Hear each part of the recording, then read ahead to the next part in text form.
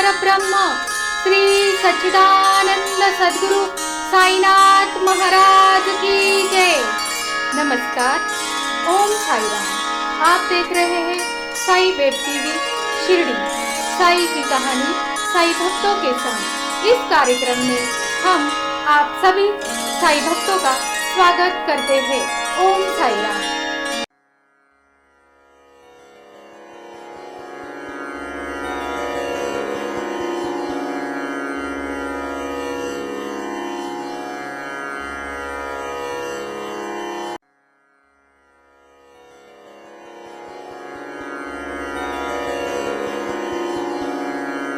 श्री अनंत कोटि ब्रह्मांड नायक राजाधिराज योगिराज परब्रह्म श्री सच्चिदानंद सद्गुरु साईनाथ महाराज की जय।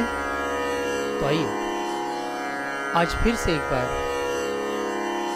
आपके सामने शिरडी से साई कथाकार प्रवीण महामुनि साई की कहानी साई भक्तों के संग इस कार्यक्रम में आपसे रूबरू हो रहे हैं। तो चलिए आज हम लोग देखेंगे कि साई सच्चरित्र का महत्व क्या है, बाबा किस तरह शिरडी में आए और बाबा ने कैसी कैसी लीलाएं रची, इस एपिसोड्स के माध्यम से हम लोग देखते हैं। तो आइए इस एपिसोड को साई वेब टीवी शिरडी इस वेब चैनल को आप सब्सक्राइब करेंगे, लाइक करेंगे और शेयर करेंगे। ओम साई राम। तो आइए सुनते हैं बाबा की कहानी साई भक्तों के लिए खास। वैसे भारतवर्ष ये संतों का देश है। हमारा देश, हमारे देश में अनेक संत, सैकड़ों, हजारों, लाखों संत हो गए और हमारे देश में सबसे ज्यादा संत हमारे महाराष्ट्र में होते। महाराष्ट्र में जो गोदावरी नदी, जिसे हम लोग दक्षिण गंगा कहते हैं, इस दक्षिण गंगा के गोदावरी नदी के तट पर अनेक संतों का वास है। उनमें से शिरडी नामक, कोपरगांव के पास शिरडी नामक गांव है और उस शिरडी नामक गांव में एक फकीर रूप अवलिया संत सगुण पर ब्रह्म का अवतार है। जन्म नहीं कह सकते, इसे अवतार कह सकते हैं। और इस सगुण पर ब्रह्म का नाम है शिरडी के साई बाबा। वैसे तो जब तक हम ग्रंथ नहीं पढ़ेंगे तब तक हमें संत समझ में नहीं आएगा। इसीलिए कहते हैं जिसको ग्रंथ समझ में आए उसे संत समझ में आए, और जिसको संत समझ में आ गया उसे साक्षात भगवंत समझ में आया। जब तक हम लोग ग्रंथ नहीं समझेंगे, साई सच्चरित्र नहीं समझेंगे, तब तक संतों को हम लोग नहीं पहचान पाएंगे। और जब तक संतों को नहीं पहचान पाएंगे तो उनमें से अंदर छिपे हुए भगवान को कैसे समझ पाएंगे। देखिए भक्तों, सरल माध्यम है भगवान के पास जाने का। सच्चरित्र, साई सच्चरित्र, ये एकदम सरल मार्ग है। जो भी भक्त इस सरल मार्ग से जाता है साक्षात साई के चरणों में पहुंच जाता है। यह मेरा दावा है, यह मेरा विश्वास है। जो भी भक्त अनन्य भाव से बाबा को शरण जाता है, बाबा के चरणों में लीन हो जाता है, बाबा अवश्य उसे दर्शन देते हैं।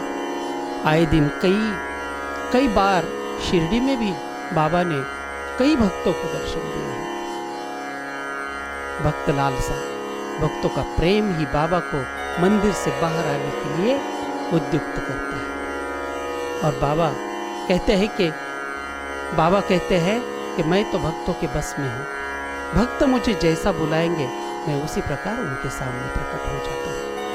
इसीलिए जो भी भक्त अनन्य भाव से साई सच्चरित्र का पारायण करता है, स्वयं सिद्ध साई बाबा उसके रखवाले बनकर उसकी रक्षा करने स्वयं दौड़े आ जाते हैं। कर्म गति टाली नहीं जाती। कर्म बनाने वाले भी तुम हो और कर्मों का फल देने वाले भी तुम हो। उनके प्राण लौटाना तुम्हारे बस में है बाबा। लेकिन खुद बाबा भक्तों के बस में है। और अगर तुम्हें अपनी भक्ति पर इतना विश्वास है तो अपनी अंतःशक्ति को इतना जागृत करो कि जो चाहो वही हो। ऊपर वाला असलियत में ऊपर नहीं, मन के अंदर। साईं बाबा नाम ही काफी है। भक्तों को उचित मार्गदर्शन, भक्तों को अपने हृदय से लगाकर उससे सही दिशा में बाबा हमेशा अपने भक्तों को भेजते हैं। जो भी भक्त अनन्य भाव से बाबा को शरण जाता है, बाबा हमेशा उसकी नैया पार लगा देते हैं। बाबा का शिरडी आना, इसको हम लोग इत्तेफाक नहीं मान सकते हैं, क्योंकि बाबा शिरडी में एक अवतारी पुरुष बनकर आए, क्योंकि समाज को, उस अर्थव्यवस्था को, समाज की व्यवस्था को उस वक्त बाबा की नितांत आवश्यकता थी। इसलिए हम कहते हैं कि इस सगुण परब्रह्म ने अवतार लिया। हम बाबा को मानते हैं क्योंकि बाबा का कहीं जन्म नहीं हुआ, क्योंकि परब्रह्म का कहीं जन्म नहीं होता। परब्रह्म का अवतार होता है, सत्पुरुषों का अवतार होता है। भगवान अवतार लेते हैं और विष्णु के 10 अवतार के बाद कलयुग में जो सुंदर सा ये अवतार हुआ है उसे हम 11वां अवतार समझते हैं, और वो 11वां अवतार है शिरडी के साईं बाबा। अनंत कोटि ब्रह्मांड के नायक, राजाओं के राजा, राजाधिराज, योगीराज, परब्रह्म श्री सच्चिदानंद समर्थ सद्गुरु साईनाथ महाराज। यह कहने पर देखिए, यह नामस्मरण जब बाबा का हम लोग करते हैं, इसके लिए भी, यह नामस्मरण करने के लिए भी हमारे पूर्व जन्म का पुण्य ही हमें यह नामस्मरण करने के लिए योग्य बनाता है। जिन भक्तों का पूर्व जन्म का पुण्य प्रबल होता है, वही भक्त बाबा का नामस्मरण करते हैं। और जो इस जन्म में बाबा का अनन्य भक्त बनकर बाबा की सेवा करता है, उसे अगले जन्म की चिंता ही नहीं, उसे तो बाबा स्वयं मुक्ति प्रदान कर देते हैं। ऐसे तो मेरे बाबा है। बाबा का चरित्र यही बताता है कि एक बनो, नेक बनो। इसीलिए एक पुराण कथा है कि रामायण में, सत्ययुग में, जब रावण का अहंकार बढ़ गया, उसने प्रजा को तकलीफ देनी शुरू कर दी, तब लोग दौड़कर राम जी के पास चले गए। प्रभु जी सृष्टि बदलो, अब सृष्टि बदलने का वक्त है।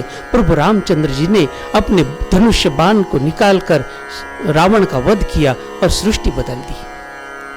फिर आया द्वापर युग, फिर कंस मामा ने प्रजा को तकलीफ देना शुरू कर दिया। प्रजा दुखी होकर कृष्ण के पास आई, हे कृष्ण भगवान, हमें बचाओ, सृष्टि बदलने का वक्त है, अब सृष्टि बदलो, सृष्टि बदलो। श्री कृष्ण जी ने साक्षात सुदर्शन चक्र निकालकर मामा का वध किया और सृष्टि बदल दी। अब आया कलयुग। कलयुग में भी ऐसी ही हर जाति धर्म में झगड़ा फसाद होने लगा। लोग दौड़कर बाबा के पास चले गए, बाबा बाबा सृष्टि बदलो, अब सृष्टि बदलने का वक्त आया है। तो बाबा ने कहा, इसमें सृष्टि बदलने की क्या बात है, अपनी दृष्टि बदलो, अपना दृष्टिकोण बदलो, लोगों को अपना समझो, प्यार करो, एक दूसरे को गले लगाओ, इसमें ही सबका भला है। सबका मालिक एक है, यह मंत्र ही मानो बाबा ने सारे विश्व को दे दिया। श्रद्धा और सबूरी से, अनन्य भाव से जो भी बाबा को शरण जाता है, बाबा उसकी नैया पार लगा देते हैं। क्योंकि देखिए, बाबा का सच्चरित्र इसीलिए पढ़ना चाहिए। हम कितने भाग्यशाली है, यह मैं आपको बताने जा रहा हूं। हम इतने भाग्यशाली है कि आज हम लोग बाबा का सच्चरित्र सुन रहे हैं। कुछ लोग बाबा का सच्चरित्र पढ़ रहे हैं, कोई लोग बाबा की बातें सुन रहे हैं। लेकिन अगर विचार किया जाए तो आज कई लोग अस्पतालों में पलंग पे, किसी वार्ड में आखिरी सांसें गिन रहे हैं। क्या वो भाग्यशाली है? जो बाबा से दूर कहीं अस्पतालों में आखिरी सांसें गिन रहे हैं, कुछ लोग जेल में सड़ रहे हैं, कुछ लोग जेल में सड़ रहे हैं, कुछ लोग कोर्ट कचहरी की चक्कर काट रहे हैं। लेकिन आप देखिए, आप कितने भाग्यशाली हैं। उस वक्त जो लोग कहीं और जाकर फंस गए हैं, लेकिन ऐसे वक्त में हम लोग बाबा का सच्चरित्र सुन रहे हैं। हमसे ज्यादा भाग्यशाली और कोई नहीं है। इसीलिए बाबा और सच्चरित्र, इन्हें जानना बहुत जरूरी है। सच्चरित्र में बाबा के बारे में जो भी लिखा है हेमाड़ पंत जी ने, उसके ऊपर हम लोग अमल करना चाहिए। हमने बाबा की बातें सुनकर, बाबा की सुंदर सी कथा सुनकर, उसमें से थोड़ा सा बोध लेकर अगर हमारे आचरण में सुधार किया तो यह जीवन सुंदर बन जाएगा। और इस जीवन की फुलवारी में बाबा के लगाए हुए पौधों को सींचकर हमारा जीवन यथार्थ बनाने की कोशिश करनी है। आइए, सुंदर सा ये पर्व है बाबा का। आज वक्त है, पता नहीं कल कोई बताने के लिए होगा भी या नहीं होगा। आज के इस दौर में बाबा से प्रीत लगाने का एक सरल उपाय है, और वो है बाबा का नाम स्मरण। ओम साई नमो नमः, श्री साई नमो नमः, जय जय साई नमो नमः, सद्गुरु साई नमो नमः। जो भी भक्त शिरडी आता है, अनायासी उसके मुख से ये चार बातें, ये सुंदर सा मंत्र, साई मंत्र जाप हो ही जाता है, क्योंकि बाबा उन्हें प्रेरणा देते हैं। जो भी भक्ति भाव से भक्त शिरडी में आते हैं, अनायास ही उनके मुख से ये मंत्र निकल ही जाता है कि ओम साई नमो नमः, श्री साई नमो नमः, जय जय साई नमो नमः, सद्गुरु साई नमो नमः। हम भी चाहते हैं कि जैसे ही ये लॉकडाउन खत्म हो जाएगा, आप सभी भक्त बाबा से मिलने के लिए जरूर आएंगे, क्योंकि बाबा का नामस्मरण करना, बाबा से मिलना और बाबा से रूबरू बातें करना, यह हर भक्त की एक ख्वाहिश बन चुकी है। और इतने दिन के इस अंतराल के बाद तो हर एक भक्त तड़प रहा है बाबा से मिलने के लिए। लेकिन बाबा उन भक्तों को उन्हीं रूप में दर्शन देते हैं, चाहे हिंदू, मुस्लिम, सिख, ईसाई, जैन, बुद्ध, हर जाति पंथ के लोगों को उन्हें जिस रूप में चाहिए उसी रूप में बाबा दर्शन देते हैं। इसलिए कहते हैं, साई राम कहो, साई शाम कहो, जो कहो उसे दिल से कहो, मिल जाएंगे उसी रूप में, मिल जाएंगे उसी रूप में। साई राम कहो, साई शाम कहो, जो कहो उसे दिल से कहो, मिल जाएंगे उसी रूप में, मिल जाएंगे उसी रूप में। सुख में करूं तेरा भजन, दुख में करूं तेरा स्मरण, हर पल करूं तेरा भजन, हर पल करूं तेरा भजन। अपने ही कर्मों का फल मिले, अपने ही कर्मों का फल मिले, जो भी ध्याए साई को सोच कर, मिल जाएंगे उसी रूप में, मिल जाएंगे उसी रूप में, मिल जाएंगे उसी रूप में। बाबा के अनन्य भक्तों में, जिन जिन भक्तों में जिस रूप में बाबा को देखा, उसी उनके मन में जो भगवान है, उन भगवान के रूप में बाबा ने उन्हें दर्शन दिया। देखिए, ये कोई चमत्कार नहीं, ये साक्षात ईश्वरीय रचना है। और बाबा का यह ईश्वरीय रचना में सभी भक्तों को अपने पास बुलाना, यह कोई साधारण बात नहीं। यही है सबका मालिक एक, और यही है बाबा का प्यार। तो आइए, इस कथा के माध्यम से हम लोग आज चौथे एपिसोड में आपके साथ जुड़े हैं। लेकिन जाते जाते मैं आपसे विनती करूंगा कि बाबा का नामस्मरण ना छोड़िए, क्योंकि कलयुग में नामस्मरण और भजन संकीर्तन यही सच्चा मार्ग है भगवान को, साईनाथ को प्राप्त करने का। और भक्त वत्सल साईं बाबा उन भक्तों की हर इच्छा पूर्ण करेंगे जो बाबा को सच्चे मन से ध्याएंगे, सच्चे दिल से प्यार करेंगे, सच्चे मन से उनका नामस्मरण करेंगे और सच्चे मन से उनके चरणों में लीन हो जाएंगे।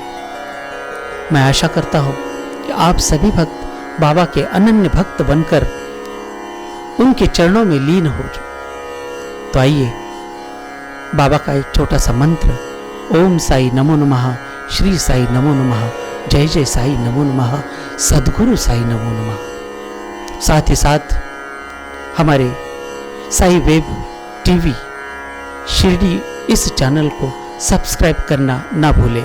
साथ ही साथ हमारे चैनल को लाइक करना ना भूले और शेयर करना ना भूले, क्योंकि आप जितना शेयर करेंगे, यह बाबा की सुंदर सी कथा दूर दूर तक फैलनी चाहिए। ये शिरडी की सुगंध है, शिरडी का सुगंध पूरे विश्व में फैलना चाहिए। यही हमारी छोटी सी इच्छा है, छोटी सी आशा है कि आप सभी साईं भक्त मिलकर इस शिरडी के सुगंध को पूरे विश्व में फैलाने के लिए हम सबकी मदद करेंगे। ओम साई राम।